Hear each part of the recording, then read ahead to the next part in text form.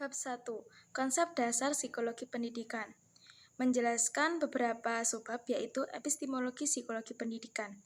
Secara umum, psikologi dalam istilah disebut sebagai ilmu jiwa, berasal dari bahasa Inggris yakni psikologi, yang merupakan dua akar kata yang berhubungan dari bahasa Yunani, yaitu psyche yang berarti jiwa dan logo yang berarti ilmu. Secara harfiah, psikologi memang berarti ilmu jiwa. Psikologi mengalami perkembangan dalam artinya. Ini disebabkan karena pengertian tentang jiwa dan tidak pernah ada titik temu sejak dahulu. Sejarah psikologi dapat dibagi dalam beberapa periode, yaitu yang pertama, psikologi prasistematik, yang setua sejarah manusia dan terdiri dari renungan-renungan yang secara relatif tak tertata dan didasarkan kepada ide keagamaan dan mitologis. Yang kedua yaitu psikologi sistematik yang berawal dari sekitar tahun 400 sebelum Masehi yang dimulai oleh Plato dan berisi renungan-renungan yang teratur secara rasional. Yang ketiga yaitu psikologi ilmiah yang bermula menjelang akhir abad ke-19 dan mengandung simpulan-simpulan yang faktual yang bisa didefinisikan dan merupakan suatu satuan ilmu tersendiri. Sebab yang kedua yaitu psikologi multidisipliner ilmu. Psikologi beserta subbab-subbab ilmunya pada dasarnya mempunyai hubungan yang sangat erat dengan ilmu-ilmu lain. Hubungan itu biasanya bersifat timbal balik. Psikologi memerlukan bantuan ilmu lain dan sebaliknya, ilmu lain juga memerlukan bantuan psikologi. Yang pertama yaitu ada hubungan psikologi dengan sosiologi, yang kedua ada psikologi dengan ilmu politik, yang ketiga psikologi dengan ilmu komunikasi, yang keempat psikologi dengan biologi, yang kelima psikologi dengan ilmu alam, yang keenam psikologi dengan filsafat, yang terakhir yaitu psikologi dengan ilmu pendidikan. Apa sih definisi psikologi pendidikan? Psikologi pendidikan merupakan cabang dari psikologi dalam penguraian dan penelitiannya, lebih menekankan pada masalah pertumbuhan dan perkembangan, baik fisik maupun mental, yang sangat erat hubungannya dalam masalah pendidikan, terutama yang mempengaruhi proses dan keberhasilan belajar. Siapa saja tokoh dalam perkembangan psikologi pendidikan? Yang pertama yaitu ada William James, yang kedua John Dewey, yang ketiga adalah E.L. Thorndike. Lalu, ruang lingkup psikologi pendidikan itu apa saja? Menurut Samuel Smith, ada beberapa ruang lingkup psikologi pendidikan, yaitu 1. Pengetahuan tentang psikologi pendidikan, 2. Hereditas atau karakteristik pembawaan sejak lahir, yang ketiga, lingkungan bersifat fisik, yang keempat, perkembangan siswa, yang kelima, proses tingkah laku, yang keenam, hakikat dan ruang lingkup belajar, yang ketujuh, faktor yang mempengaruhi belajar, yang kedelapan, hukum dan teori belajar, 9. Pengukuran yakni prinsip dasar dan batasan pengukuran, yang ke-10 yaitu transfer belajar meliputi mata pelajaran dan lain-lainnya. 11. Sudut pandang praktis mengenai pengukuran, 12. Ilmu statistik dasar, 13. Kesehatan rohani, 14. Pendidikan membentuk watak, 15. Pengetahuan psikologi tentang mata pembelajaran sekolah menengah. Yang terakhir yaitu pengetahuan psikologi tentang mata pelajaran sekolah dasar.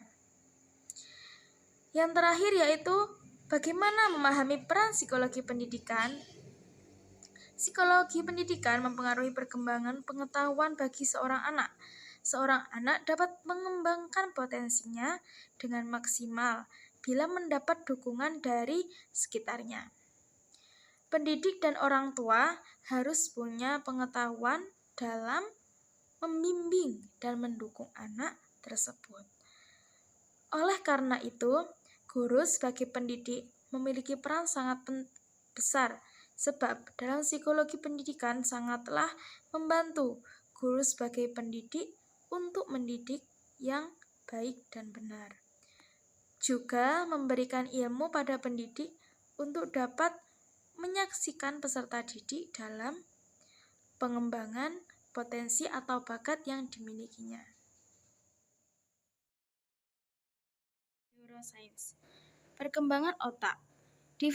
Definisi perkembangan otak yaitu seluruh kegiatan tubuh manusia diatur oleh pusat susunan syaraf yaitu otak dan sumsum tulang belakang.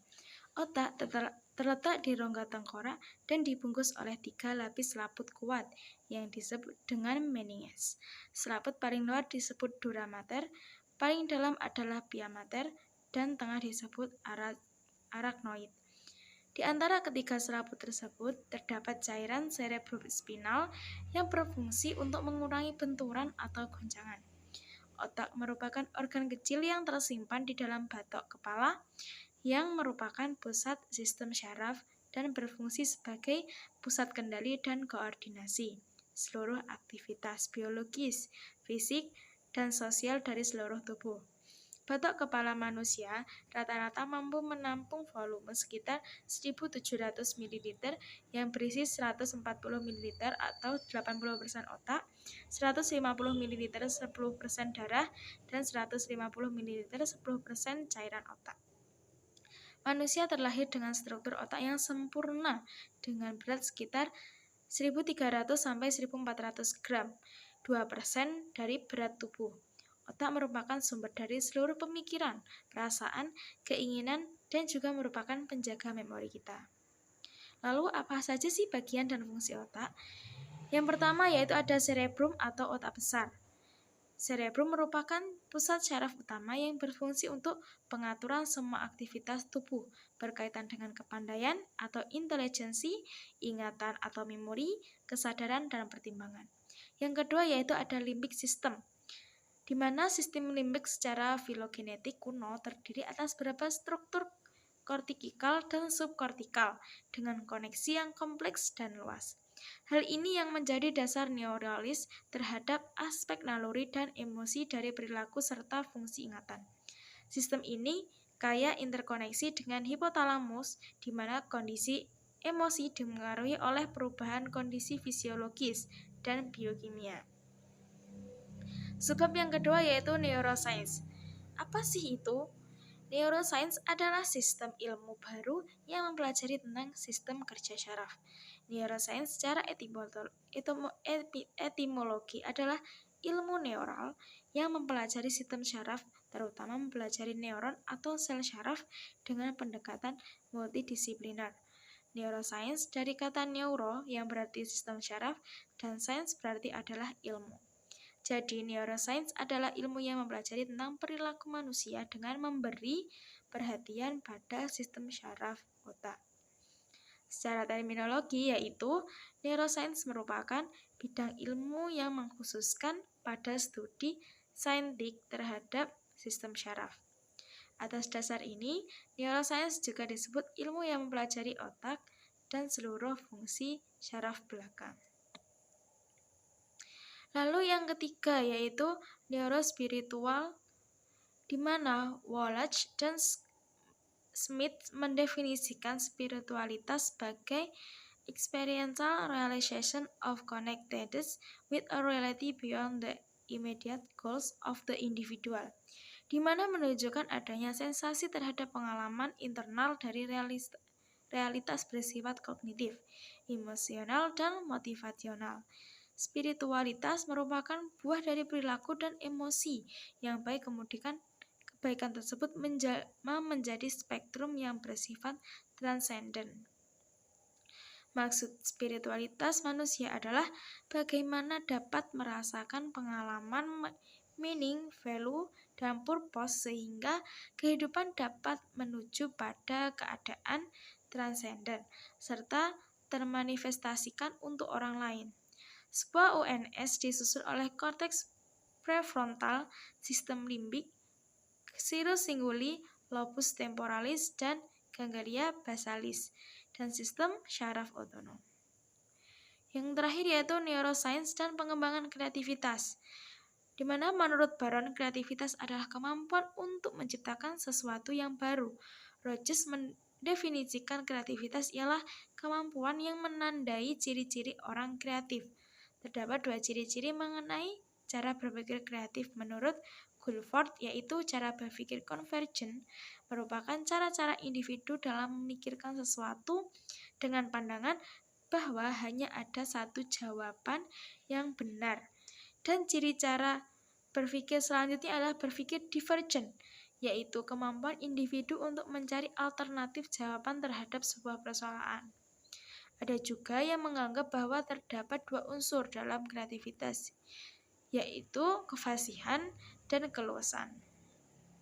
Kefasihan yang dimaksudkan di sini ialah kemampuan menghasilkan gagasan untuk menyelesaikan masalah atau persoalan dengan cepat dan tepat. Sedangkan keluasan merupakan kemampuan menghasilkan banyak gagasan dan luar biasa dalam rangka memecahkan sebuah persoalan.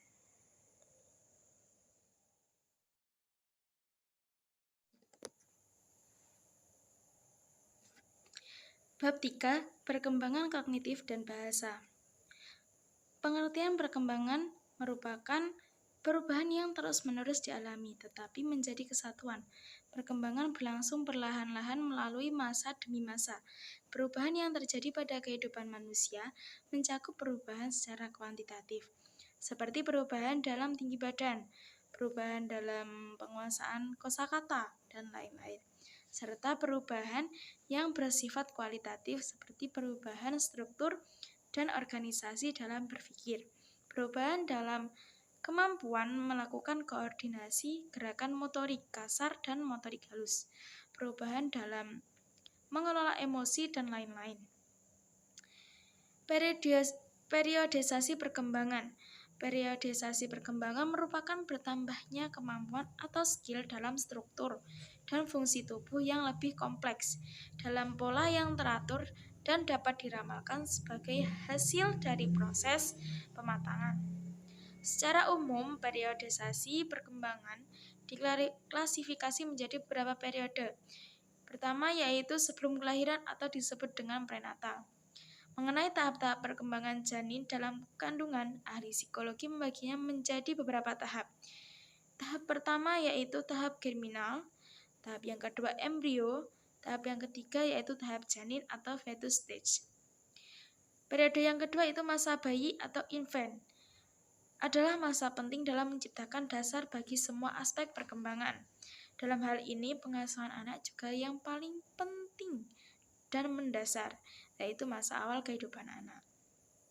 Yang ketiga yaitu masa awal anak atau disebut dengan early childhood. Periode awal anak ini adalah periode perkembangan yang merentang dari masa akhir bayi hingga usia 5-6 tahun. Periode ini kadang-kadang disebut juga tahun-tahun para prasekolah atau preschool years. Periode yang keempat yaitu masa pertengahan dan akhir anak atau middle and late childhood. Periode ini adalah masa perkembangan yang terentang dari usia sekitar 6 hingga 10 atau 12 tahun. Masa ini sering juga disebut tahun-tahun sekolah dasar. Yang terakhir yaitu ada aspek perkembangan. Apa saja sih aspeknya? Yang pertama yaitu perkembangan kemampuan motorik. Di sini keterampilan motorik dibagi menjadi dua, yaitu motorik kasar dan motorik halus. Yang kedua perkembangan kognitif, dan yang terakhir adalah perkembangan bahasa.